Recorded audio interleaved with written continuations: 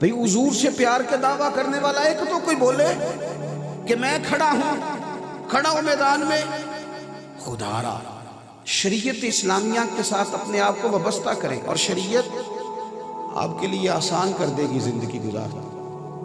جتنے ہم الجھ گئے ہیں نا، جتنے قرضوں کے نیچے دب گئے ہیں، ایک شادی کی اور سارا خاندان قرضہ اتار رہا، یہ ہمیں آزاد کرے گا دین، ہم بچ جائیں گے۔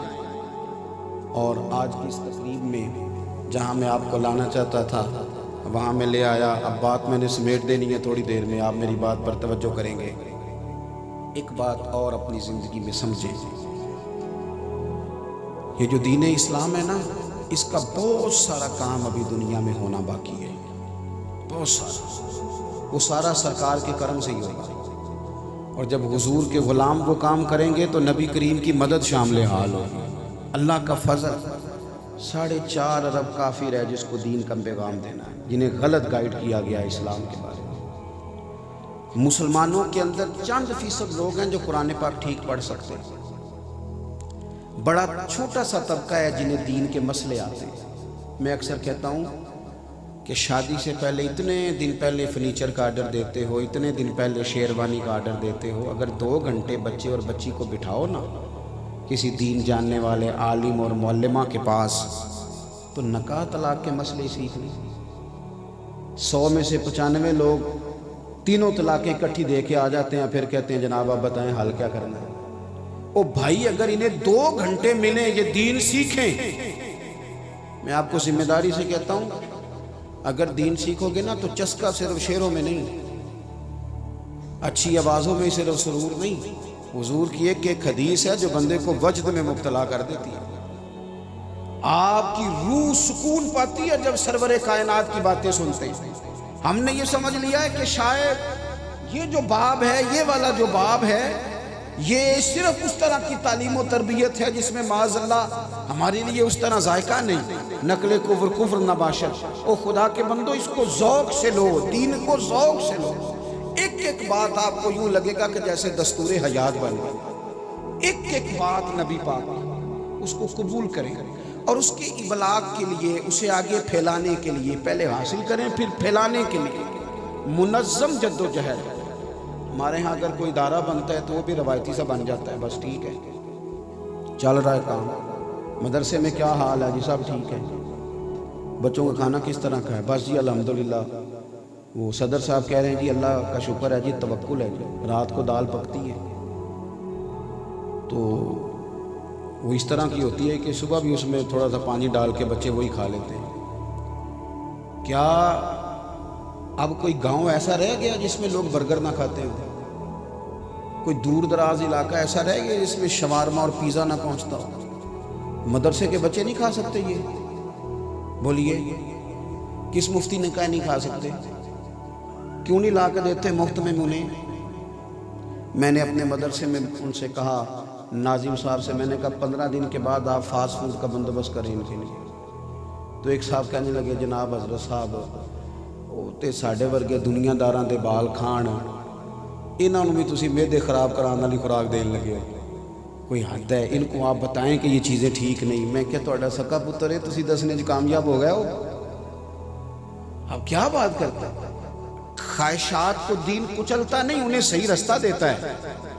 دین کہتے ہیں جو چیزیں جائز ہیں اس رستے سے ہو کے آؤ، خواہشات کو کچھ لو نا۔ ہم نے دین کا اگر کبھی کام کیا بھی ہے، اگر پیغام حق مثلا دین کی دعوت دیتے ہیں ہم کسی کو، تو کس طرح نماز کی دعوت دیتے ہیں؟ اور آ جایا کرو کدی مسیتے کنے پیسے کتے کھڑنے نہیں، تو اس طرح وہ آ جائے گا، وہ کہندے ہے تو اپنی قبریں پینا ہے تے میں اپنی پینا، تو موج کر۔ میں کہتا ہوں دوستوں کو کہ 50,000 روپے کی ضرورت پڑ جائے نا کبھی کسی سے ادھار، تو بندے ٹیلی فون کر کے ڈائریکٹ پیسے نہیں مانگتے، کہندے بھائیا کتنے میں کم پہ گیا سی؟ وہ کہندے یار تو دس میں تو بڑی دور ہاں، کہندہ تو 2 بجے مل پاویں میں تینوں فون تے نہیں دس سکتا۔ وہ تو دس یار میں تو پتہ نہیں کدوں ہونا، وہ تو سویرے مل لئی، پھر فون ملاقات کر کے بھی فوراً پیسے نہیں مانگتے، پھر بھی منت کرتے ہیں، کہتے ہیں بڑی ضرورت ہے، تیرے بغیر بات کوئی نہیں سنتا۔ اتنی جد و جہد کر کے پھر وعدہ بھی دیتے ہیں وقت پہ لوٹا دوں گا، بڑے آخر میں جا کہتے ہیں وہ 50,000 کی ضرورت تھی۔ اپنے حق میں قائل کرنا ہو تو ساری باتیں آتی ہیں، اور اگر رب رسول کے حق میں قائل کرنا ہو، دین کی دعوت کو اس کو منظم کر کے، اس میں خلوص پیدا کر کے، اس کو سونا کر کے، اور اداروں کو بڑا اعلیٰ قسم کا منج دے کے، اس میں خوبصورتی لا کے، یعنی اساتذہ کا بھی حق ہے، مدارس کے اساتذہ کا بھی، وہ اچھا لباس پہنے، وہ اچھی جگہ پر بیٹھیں، اچھا کھانا کھائیں۔ جو آپ کا بھی امام ہے، آپ کہتے ہیں نا پیچھے اسے، تو آپ کا امام ہے نا، تو اگر امام کے اور مقتدی کے کپڑے چلیں اس کے اچھے نہیں تو ایک جیسے ہو جائیں تو کوئی حرج ہے؟ لیکن وہ تو سارا محلہ تفتیش کرتا ہے بھی انہیں موٹر سائیکل کتوں لے لی، یہ کیا مطلب چکر چل گیا اس نے موٹر سائیکل خرید لی ہے؟ تھوڑا سا دین کے معاملات کو ہم نے منظم کرنا ہے، اور وہ سارے ذرائع آپ دیکھیں، یہ ہمارا حالانکہ کوئی بہت اچھا نظام نہیں ہے ملک کا نظام تعلیم، لیکن اس کے اندر کتنے اخراجات ہیں، اساتذہ کے علاوہ آپ ملازمین گنے تو گن نہیں سکتے، تو ہم جس نظام کو لے کر چل رہے ہیں اللہ کے فضل سے بڑا کام ہو رہا ہے، لیکن اس کو منظم کریں، اس میں درد پیدا کریں، اس میں شوق پیدا کریں۔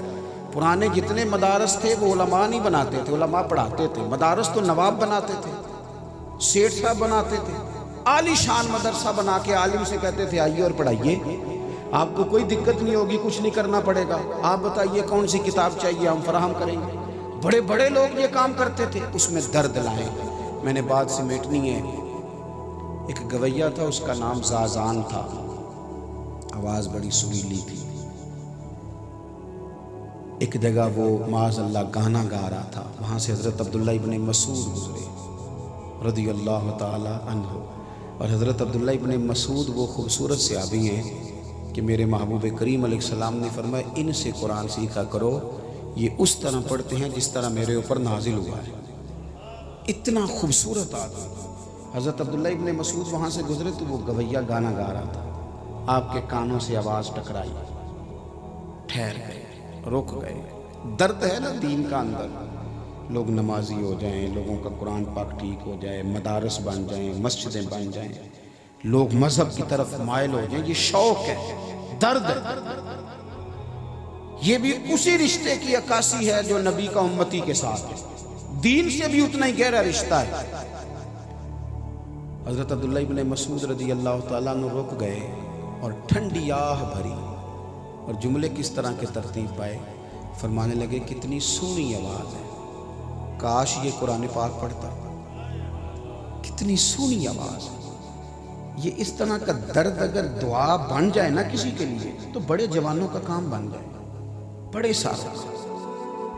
اللہ تعالیٰ رحم فرمائے اور قبول ہو جائیں یہ جملے، کہا کتنا درد ہے۔ آپ نے یہ بات کی اور بات کر کے آگے تشریف لے گئے، وہ ان کا پروگرام ختم ہوا، وہ گویہ باہر آیا، ایک شخص نے اسے روک کے کہا سن آج پتہ کیا ہوا ہے؟ اس نے کہا کیا ہوا ہے؟ کہا آج حضرت عبداللہ ابن مسعود گزرے تھے، تیری آواز کانوں سے ٹکرائی، انہوں نے بڑے درد سے کہا کتنی سونی آواز، کاش قرآن پاک کی تلاوت کرتا۔ کہنے لگا اے سچ بتاؤ، انہوں نے میرے بارے میں کہا، میرے جیسے شخص کے بارے میں، صحابی رسول نے اتنی بڑی بات، میں کہاں اور وہ کہاں، میرے بارے میں کہا ہے؟ کھول کے رویا۔ نے کہا ہاں کہا بھی ہے اور بڑے درد سے کہا ہے۔ دیکھو وہ درد جب ہو تو وہ کہاں کہاں، کوئی بیٹھا ہوا مجھے دور دعا دیتا ہے، میں ڈوبتا ہوں سمندر اچھال دیتا ہے۔ تھوڑی دیر رویا، پھر ایک منٹ میں اس نے فیصلہ کیا، کہنے لگا بتاؤ ان کا گھر کہاں ہے؟ لوگوں نے کہا فلاں محلہ، فلاں گلی، فلاں کونے میں۔ دوڑا گیا، دروازے پہ دستک دی، آپ تشریف لائے، دیکھ کے پھر رویا، پیروں میں بیٹھ گیا، فرمایا بیٹے کون ہو؟ کہنے لگا حضور میں وہی ہوں جس کے بارے میں آج آپ نے کہا تھا کاش یہ قرآن پاک پڑھتا، میں آ گیا ہوں، پڑھائیں مجھے قرآن پاک، اب میں قرآن پاک ہی پڑھوں گا۔ دوستو اگر ہمارا یہ والا درد ہو جائے نا،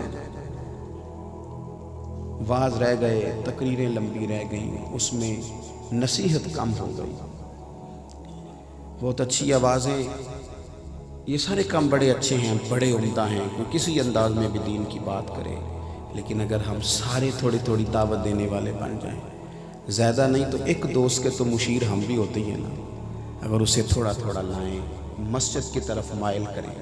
مشکل کام نہیں، آپ کو 3-4 دفعہ کہنا پڑے گا میرے ساتھ چل، پھر ایک وقت وہ آئے گا کہ وہ آپ سے کہے گا اب تو میرے ساتھ چل۔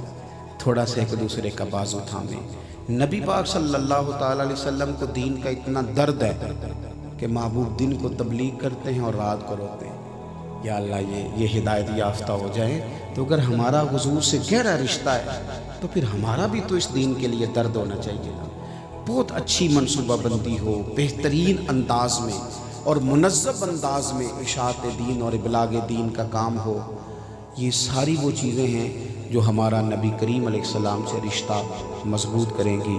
پھر آخر میں اللہ کی بارگاہ میں دعا کرتا ہوں، اتنی خوبصورت بزم اور اتنا خوبصورت اہتمام جن لوگوں نے کیا، اللہ تعالیٰ انہیں بہترین صلہ عطا